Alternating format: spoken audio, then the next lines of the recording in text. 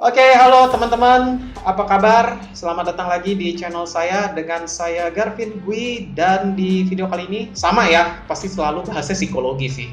Karena kalau mau bahas yang lain, saya bikin channel lain aja lah, ntar kecampur-campur. Oke, nah topiknya nih, ini karena akhir dari 2022 dan kita akan segera menjelang 2023, jadi saya mau bahas tentang cara mengatasi rasa malas. Ya, topiknya saya pilih pertama karena momentumnya kita mau tahun baru pertama. Kedua karena kalau saya searching banyak yang nyari tipsnya loh ternyata. Ya, bukan di komentar tapi pencarian di Google banyak. Ya, jadi ya mungkin bisa berguna ya gitu. Tapi gini, saya nggak mau bahas tentang kemalasan dari perspektif yang menurut saya kadang udah basi ya. Misalnya kamu malas karena kamu kurang willpower, kurang kurang semangat gitu, kurang motivasi, atau kurang harapan tentang masa depan gitu. Itu videonya udah cukup banyak. Saya mau bahas dari sebuah perspektif yang berbeda. Ini perspektif yang saya alami dan mungkin nggak sama dengan semua orang. Mungkin orang-orang yang punya kepribadian mirip dengan saya yang merasa relate dengan topik ini, ya nggak apa-apa. Ini kan sebuah penjelasan psikologis, dan penjelasan psikologis itu nggak selalu general. Mungkin hanya berlaku pada sekelompok orang tertentu. It's okay ya. Oke. Langsung aja deh ya. Jadi gini teman-teman, ini sebenarnya bermula ketika saya berpikir kayaknya nih setiap hari saya terlalu males. Sebenarnya basicnya itu. Saya setiap hari kayaknya terlalu males, kayaknya terlalu banyak males-malesan. Tapi kata orang-orang terdekat saya itu nggak males. Nah, ini sebuah kontradiksi kan. Saya merasa bahwa hidup saya terlalu banyak habis buat nonton video YouTube, terlalu banyak habis buat main game. Saya nggak suka main game sih, tapi belakangan lebih suka ya, mungkin karena males. Tapi saya terlalu banyak habisin waktu buat nonton video YouTube, buat bengong gitu. Menurut saya males. Tapi teman-teman saya bilang saya itu udah terlalu workaholic. Nah, di sini saya mikir, sebenarnya saya ini pemalas atau workaholic ya? Dan soalnya gini, saya merasa bahwa malam nih, saya pengen menulis sebuah artikel. Nonton video YouTube dulu, 1 jam habis sia-sia. Malam nih, saya mikir kayak, mau baca 3 bab buku dulu deh, gitu. Totalnya waktunya habis buat buka Instagram sia-sia. Tiba-tiba pas sadar udah jam 12 malam aja udah harus tidur. Atau ketika saya lagi berpikir, mau edit video, terus tapi sebelum edit video, nonton bentar di YouTube. Tahu-tahu nontonnya 2 jam, udah jam 12 malam. Nah, itu sering saya sesali, makanya saya pikir, saya males nih kayaknya nih. Terus pas saya searching tips cara mengatasi rasa malas, ternyata yang nyari juga banyak. Tapi akhirnya gini, saya lihat-lihat lagi, sebenarnya ya benar sih, perspektifnya adalah bukan saya kurang willpower. Kalau ditanya apakah saya kurang motivasi, enggak, saya sangat termotivasi tinggi. Apakah karena saya kurang cita-cita? Enggak, saya sangat ambisius. Dan problemnya adalah saya terlalu ambisius sebenarnya. Jadi sebenarnya rasa malas ini adalah manifestasi dari energi saya yang sudah habis.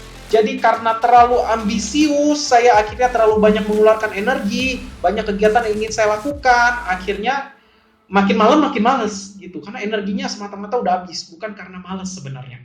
Nah, ini yang pertama ya. Jadi teman-teman, mungkin ada yang tipenya sama kayak saya. Kalau di psikologi kita sebutnya tipe A, type A. Type A ini adalah orang-orang yang nggak bisa santai. Ya, kalau santai merasa berdosa. Dan kalau dia disuruh lebih santai, misalnya, lakukanlah hobi main musik misalnya. Dia akan juara 1 main musik. Dia akan main musik serius, dia bikin album. Padahal tujuannya buat santai. Atau temannya kasih nasihat, kamu santai aja, santai, kamu belajar melukis aja. Dia akan belajar melukis, tapi dia akan bikin pameran sendiri suatu saat. Jadi type A ini adalah orang yang sangat ambisius, sehingga hobinya aja harus diseriusin. Nah, ini tipsnya mungkin berlaku buat orang-orang yang type A ya.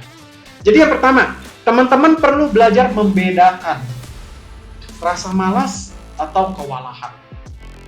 Bagi orang-orang yang seperti saya, rasa malas ini sebenarnya adalah manifestasi dari kewalahan itu sendiri, dari ambisi yang berlebihan itu sendiri. Jadi terlalu banyak yang ingin saya lakukan. Saya kerja dari pagi sampai sore.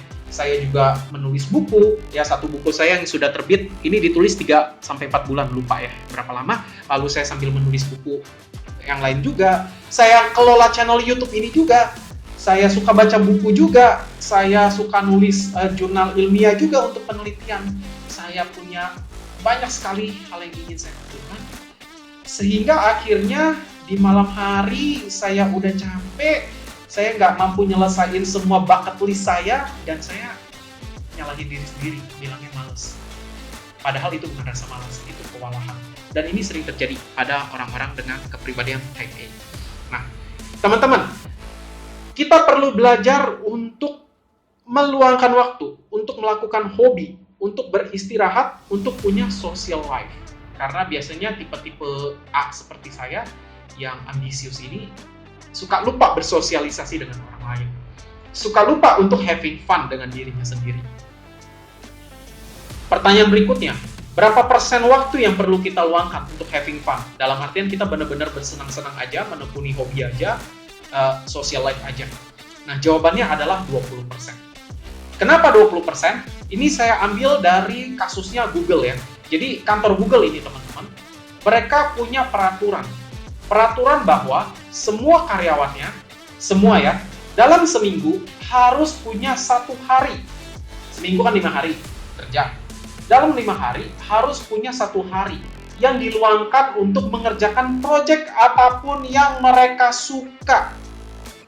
Dalam 5 hari harus ada 1 hari untuk ngerjain proyek apapun yang mereka suka di luar pekerjaan utama mereka. Sekilas terdengar kontradiktif ya. Kalau saya jadi CEO, mungkin saya akan mikir, ya rugilah gua ngebayar karyawan buat 5 hari kerja buat gue, malah luangin 1 hari, malah minta karyawan untuk dalam 1 hari harus ngerjain apapun yang mereka suka yang berkaitan sama perusahaan, gak usah ngerjain tugas utama mereka.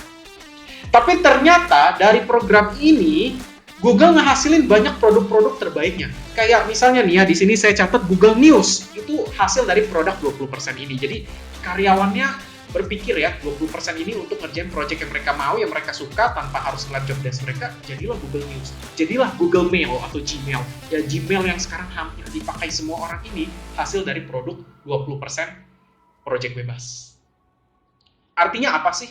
Artinya, 20% otonomi, 20% waktu dari kita untuk ngerjain sesuatu yang menyenangkan, itu ternyata produktif loh. Nah, ini fakta baru buat tipe A. Tipe-tipe yang males istirahat ya, tipe-tipe yang males bersenang-senang, karena berpikir bersenang-senang itu kontraproduktif. Bahwa ternyata kalau punya 20% waktu untuk melakukan sesuatu yang menyenangkan, itu produktif banget. Ya, kontraintuitif sih. Gitu. Tapi gini, jadi kalau saya akhirnya gini sih, misalnya nih ya, dalam seminggu punya 7 hari. Sepertiganya udah habis nih buat tidur kan, sepertiganya udah habis buat tidur. Jadi sehari punya waktu efektif, misalnya let's say dari 24 kurang 8, 16. Ya 16 kali 7, 112. Kita punya 112 waktu buka mata. 20%-nya adalah 22,4 jam. Jadi hampir 1 hari full. Nah, kita bulatin aja deh dari jadi 20 jam ya. Nah, 20 jam itu didistribusiin aja teman-teman ya untuk ngerjain project-project yang kita suka di luar dari tugas utama kita. Entah itu ketemu sama teman, ngobrolin tema-tema yang kita suka, entah itu kita nyantai baca buku yang kita suka. Yang penting kita punya 20 jam untuk waktu bebas, dan itu ngedongkrak banget. Itu justru bikin rasa malas kita hilang. Itu justru tidak malas. Kalau saya ngerasainnya gini, akhirnya saya ngeluangin waktu untuk nonton video YouTube, dan saya suka banget nonton stand up comedy di YouTube.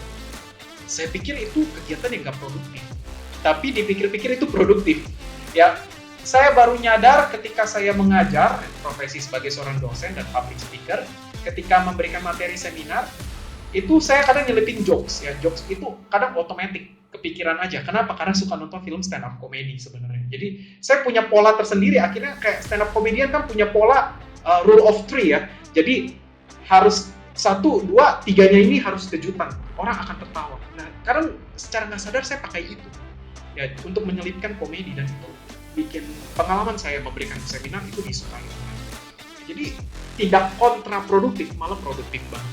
Jadi itu yang pertama ya teman-teman. Jadi kita assess ulang, itu rasa malas atau kewalahan. Jangan-jangan kita terlalu ambisius, terlalu banyak yang ingin dikerjakan, akhirnya kewalahan.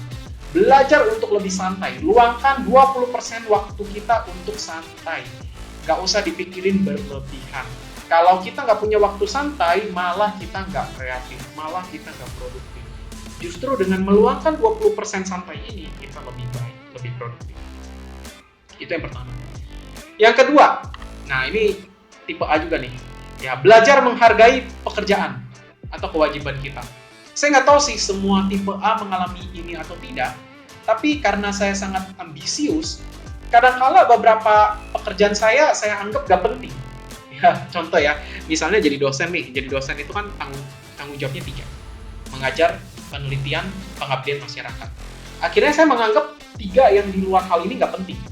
Padahal dari job desk kerjaan saya ada. Jadi saya berpikir kayak misalnya membantu dalam kepanitiaan gitu deh ya, panitiaan acara nasional misalnya dari asosiasi psikologi nasional.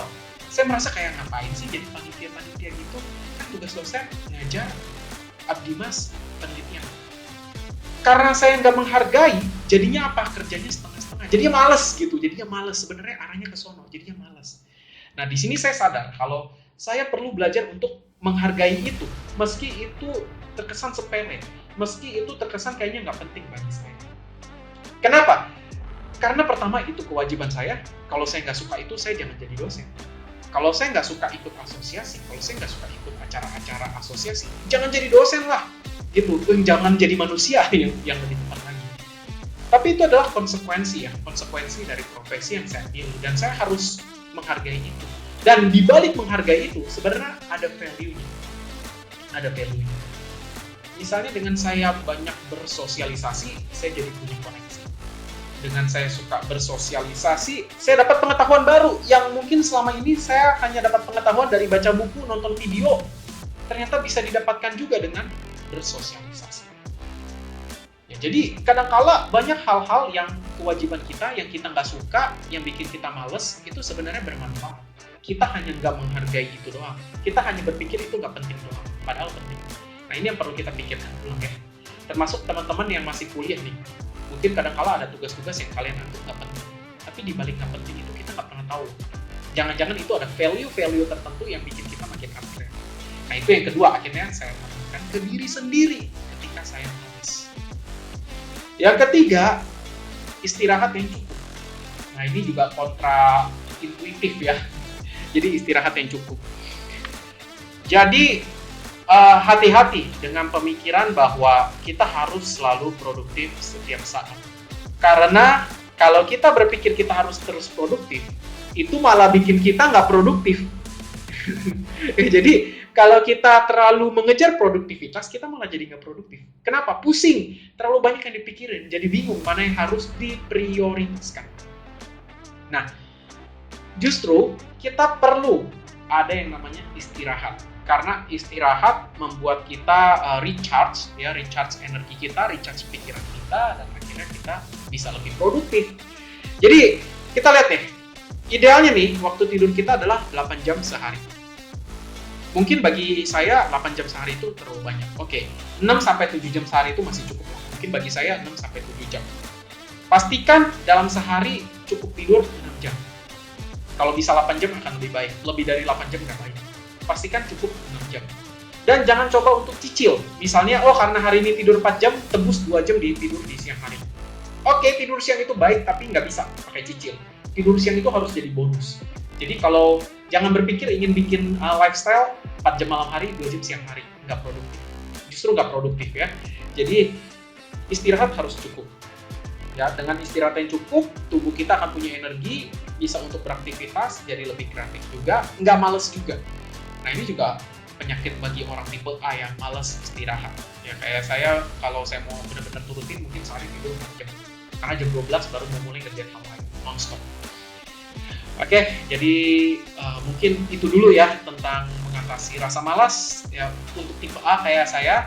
Jadi ini hasil perenungan aja sih, dan juga saya baca beberapa riset ya. Jadi bagi orang-orang yang ambisius, bagi orang-orang yang tipe A yang kalau ngerjain sesuatu itu maunya maksimal, yang pengen banyak hal yang pengen dikerjain, dan merasa dirinya masih males, coba mulai pikirin.